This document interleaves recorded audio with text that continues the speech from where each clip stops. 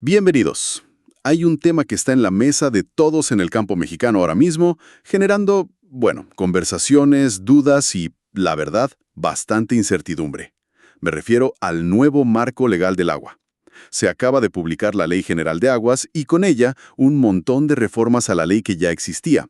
Así que hoy vamos a meternos a fondo para entender qué significa todo esto, pero con una lupa muy específica: el impacto directo en el sector agrícola. Nuestra misión es analizar exclusivamente con los textos de la ley en la mano qué cambia para la gente del campo en su día a día. Y ese punto es clave. Hoy no vamos a comparar con la ley anterior, ni a meternos en el contexto político. El ejercicio es puramente técnico y normativo. Vamos a leer la letra pequeña, digamos, para entender las nuevas reglas del juego. Si la agricultura fuera un deporte, hoy estaríamos analizando el nuevo reglamento para ver dónde están las oportunidades, cuáles son las nuevas faltas y, sobre todo, cómo se gana en este nuevo escenario. Se trata de entender el nuevo terreno que pisa el sector agropecuario a partir de ahora. Perfecto. El nuevo terreno de juego. Me gusta esa analogía. Entonces, la pregunta del millón, para empezar. Con este nuevo reglamento en mano, ¿en qué posición de la cancha queda la agricultura? Porque al leer la ley, lo primero que salta a la vista es un concepto que se repite por todas partes: el derecho humano al agua. Exacto. Y esa no es solo una declaración de principios, es el eje rector de toda la ley. La nueva Ley General de Aguas, en su primer artículo, dice que su objetivo es reglamentar el derecho constitucional al acceso, disposición y saneamiento del agua para consumo personal y doméstico. Esto establece, desde la primera línea, una jerarquía muy clara, muy contundente. O sea que, para que quede claro, el derecho al agua para la agricultura es un sí pero. Es un sí tienes derecho a usarla, pero solo si no le hace falta a nadie para beber o para las necesidades básicas de su hogar. Así de tajante es la prioridad. Así de tajante. De hecho, la reforma a la Ley de Aguas Nacionales lo deja sin lugar a dudas. Dice explícitamente que cualquier permiso, concesión o prórroga debe priorizar el consumo humano y doméstico. Y lo fascinante aquí es la implicación práctica de esto. La ley le da a la autoridad del agua la facultad de disminuir o cancelar el volumen de agua concesionada si considera que hay un riesgo para el abastecimiento de la población. ¡Ah, caray! Esto coloca al uso agrícola formal y legalmente en una posición subordinada. Ya no es una consideración ética, es una condición legal. Eso suena a que el campo quede en una posición muy vulnerable. Me imagino a un productor pensando, entonces mi concesión ya no es una garantía. ¿Hay algo en la ley que compense este nuevo riesgo? ¿Alguna ventaja o herramienta nueva para los agricultores? Definitivamente. Y es importante ver esa otra cara de la moneda. La ley no solo impone esta jerarquía, también introduce conceptos muy interesantes. Por ejemplo, por primera vez se reconoce formalmente el uso agropecuario familiar. Sí, vi ese término. Pero, a ver, ¿es solo un nombre bonito en un papel o tiene un impacto real? ¿Qué significa para una familia que vive de su parcela? Significa que su actividad ahora tiene un nombre y un apellido en la ley, lo que abre la puerta a que se diseñen programas de apoyo, créditos o subsidios específicos para ellos. No es lo mismo ser un usuario agrícola general que ser parte de una categoría reconocida. Y va más allá. La ley promueve activamente que este tipo de productores instalen sistemas de captación de agua de lluvia, lo cual es un apoyo tangible, una apuesta por darles más autonomía hídrica. Es un guiño a la agricultura a pequeña escala, sin duda. Ok, eso es un punto a favor. Reconocimiento y apoyo a los más pequeños. ¿Qué más hay en la columna de los pros? He oído hablar mucho de los consejos de Cuenca. Ese es para mí uno de los cambios más estructurales y positivos. La ley formaliza y fortalece la participación de los usuarios del agua en estos consejos, que son, en esencia, los espacios donde se toman las decisiones importantes a nivel regional. Cómo se distribuye el agua, qué proyectos se financian, cómo se planea futuro. Pero seamos realistas. ¿Qué poder real tiene un representante agrícola en un consejo donde también se sientan grandes industrias o desarrolladores urbanos? ¿No corren el riesgo de ser una minoría simbólica, solo para la foto? Es una duda legítima, pero la ley intenta blindar eso. A través de la Asamblea General de Personas Usuarias se garantiza que los representantes del sector agrícola tengan por ley voz y voto. Ah, voz y voto. Exacto. No es una participación consultiva, es vinculante. Pueden proponer y votar el programa hídrico de su cuenca, opinar sobre las inversiones. Es un asiento real en la mesa de negociación. La historia dirá si logran usar ese poder, pero la herramienta, por primera vez, está ahí y es robusta. Un asiento en la mesa, eso sí es un cambio. Y mientras revisaba los textos encontré algo que me sorprendió, una especie de premio para los eficientes.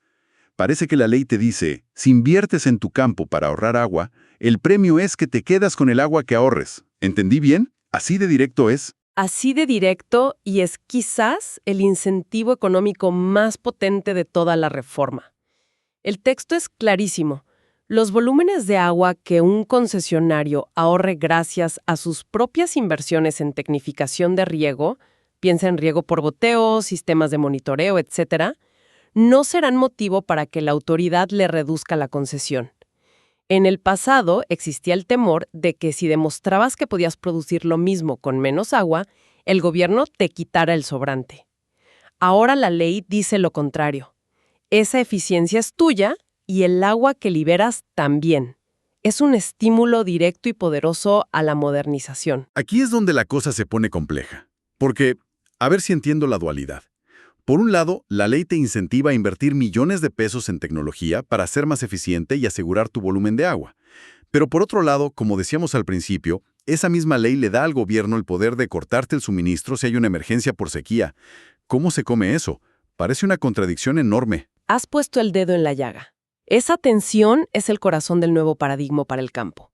Y para entenderla hay que conectar ese incentivo a la eficiencia con otra cláusula que es una auténtica bomba para la planeación agrícola. La ley establece, y esto es un cambio radical, que una concesión no garantiza la existencia o invariabilidad del volumen de agua concesionada. ¡Wow! A ver, desmenuza eso. ¿No garantiza la invariabilidad? Eso suena a que el papel que tienes, tu título de concesión, vale menos que antes. No es que valga menos, es que significa algo distinto. Antes, muchos veían la concesión casi como un título de propiedad sobre un volumen de agua, un cheque en blanco, digamos. Ahora, la ley lo redefine, es un derecho de uso, pero condicionado a dos factores: que el agua exista en la fuente, que llueva, que el acuífero se recargue, Claro. y, más importante, que no haya una necesidad superior que es el consumo humano. Pongámonos en los zapatos de alguien del sector. Soy una productora de uva de mesa en Sonora. Mi negocio depende de un volumen de agua muy específico para cumplir contratos de exportación. Mi planeación es a 5 o 10 años. ¿Qué le digo ahora a mi banco o a mis inversionistas? Que mi principal insumo, el agua, tiene un asterisco legal que dice sujeto a disponibilidad y a prioridades mayores. Exactamente esa es la conversación que deben empezar a tener. El riesgo hídrico deja de ser solo un tema climático y se convierte en un riesgo legal y financiero. Para esa productora en Sonora, significa que en su modelo de negocio tiene que incluir un nuevo escenario, la posibilidad de una reducción de su volumen concesionado. En zonas de estrés hídrico o en acuíferos sobreexplotados, esa posibilidad ya no es una hipótesis lejana, es una variable legalmente establecida. Cambia por completo la forma de evaluar la viabilidad a largo plazo de un proyecto agrícola. Además de esta incertidumbre, que es fundamental, la ley trae nuevas obligaciones que compliquen la operación del día a día, sobre todo para los que no son gigantes corporativos. Sí, y son importantes. Hay dos principales. Primero, la instalación obligatoria de medidores. Esto busca tener un control real sobre cuánta agua se extrae, lo cual es lógico, pero representa un costo de instalación y mantenimiento que antes no tenían. Segundo, se endurecen los requisitos de reporte. Los distritos de riego, por ejemplo, ahora deben presentar informes anuales detallando no solo los volúmenes extraídos, sino también las superficies regadas y los tipos de cultivo. Que para una gran agroindustria con un departamento de administración, pues es un trámite más. Pero me imagino a un productor mediano o a la directiva de un ejido, puede ser un dolor de cabeza y un costo en tiempo y dinero que antes no estaba en el presupuesto. Aumenta la carga administrativa y exige una capacidad técnica de gestión y reporte que puede ser un verdadero desafío para los productores con menos recursos. Es el precio a pagar por una gestión más ordenada del agua, pero sin duda es una nueva barrera que hay que considerar. Hablando de dolores de cabeza, hay partes de la ley que parecen incompletas, como si faltaran piezas del rompecabezas. Me topé con este concepto de responsabilidad hídrica. Suena muy bien, es una de esas frases que a todos nos gustan, pero la ley dice que será un factor para decidir si te renuevan la concesión y luego no define qué diablo significa ser hídricamente responsable. Has encontrado uno de los mayores focos de incertidumbre jurídica de la reforma. Es una zona gris enorme. El propio texto de la ley, en sus artículos transitorios, reconoce esta ambigüedad y dice que la autoridad deberá reglamentar en el futuro los criterios para definir qué es la responsabilidad hídrica. O sea que hoy por hoy es un concepto subjetivo. Depende del criterio del funcionario que esté de turno el decidir si mis buenas prácticas son suficientemente buenas para renovarme la concesión. Eso para un inversionista es veneno puro. Exactamente. Mientras esa reglamentación no exista, se abre un espacio a la discrecionalidad que genera una inseguridad jurídica tremenda. Ser responsable es tener riego por goteo, es reforestar una parte de tu terreno, es participar en los comités de cuenca, nadie lo sabe. Y las decisiones de inversión a largo plazo odian los nadie lo sabe. ¿Hay otros retos técnicos o piezas faltantes de ese calibre en el texto? Sí, hay otro muy importante. La manera en que ahora se maneja la transferencia de los derechos de agua. Antes, si un agricultor quería dejar la actividad, podía venderle sus derechos de agua a otro particular. Era una transacción relativamente directa. La nueva ley prohíbe esto. Lo prohíbe por completo. Entonces, ¿qué pasa con esos volúmenes de agua si alguien se retira o cambia de giro? No se pierden, pero entran en un sistema nuevo y mucho más complejo. Se crea un Fondo de Reserva de Aguas Nacionales. El agua de esa concesión que ya no se usa va a parar a ese fondo. Y luego, un comité decidirá cómo se reasigna ese volumen, priorizando, según la ley, la seguridad alimentaria y el desarrollo nacional. Déjame ver si entiendo la analogía. Es como si en lugar de poder vender tu coche directamente a un comprador, ahora tuvieras que entregárselo al gobierno, que lo pone en un lote común y luego decide quién de los que están en una lista de espera lo necesita más. La analogía es perfecta. Convierte lo que era una transacción de mercado entre particulares en un proceso administrativo, burocrático, que dependerá de comités y reglamentos que aún no existen. La intención puede ser buena, buscar un uso más equitativo del agua, pero en la práctica corre el riesgo de ser un sistema lento, complejo y cuya eficiencia está totalmente por demostrarse. Ok, después de este recorrido por la cancha, las reglas y hasta las zonas grises del reglamento, si ponemos todo en una balanza, ¿cómo queda el campo? ¿Qué gana y qué pierde el sector agrícola con estas nuevas reglas del juego? Hagamos ese balance final que creo que es lo más importante. En la columna de lo que se gana pondría 3 cosas claras. Reconocimiento y participación. Se formaliza al agricultor familiar y, más importante, se le da al sector un asiento con voto en los consejos de cuenca. Eso es poder real de decisión. Un incentivo claro y directo a la eficiencia. La protección del agua ahorrada mediante tecnología es un motor potentísimo para la modernización. Mayor claridad en algunos trámites, como la herencia o la venta de tierras con derechos de agua asociados, lo que simplifica la vida de los productores. Y del otro lado de la balanza, ¿cuáles son los grandes desafíos o las pérdidas? El principal desafío es una palabra: incertidumbre. Una incertidumbre que ahora es estructural, está en el ADN de la ley. La primacía absoluta del consumo humano hace que todas las concesiones agrícolas sean en esencia condicionales y vulnerables en tiempos de escasez. Segundo, las nuevas cargas administrativas y económicas. La obligación de medir, reportar y pagar cuotas puede presionar financieramente a los productores con menos recursos. Y tercero, lo que acabamos de hablar, la dependencia de la reglamentación futura. Conceptos clave como responsabilidad hídrica o el funcionamiento del fondo de reserva están en el aire.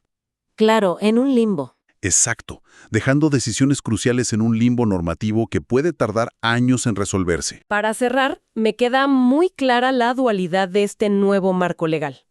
Por un lado, parece que quiere integrar más al sector agrícola en las decisiones y premiar de forma muy directa al que invierte y se moderniza. Pero por otro lado, le pone encima una espada de Damocles con esta jerarquía tan estricta, introduciendo una variable de riesgo permanente en cualquier plan a futuro. Has resumido la atención a la perfección. Y esto nos deja con una pregunta de fondo, una reflexión para el futuro.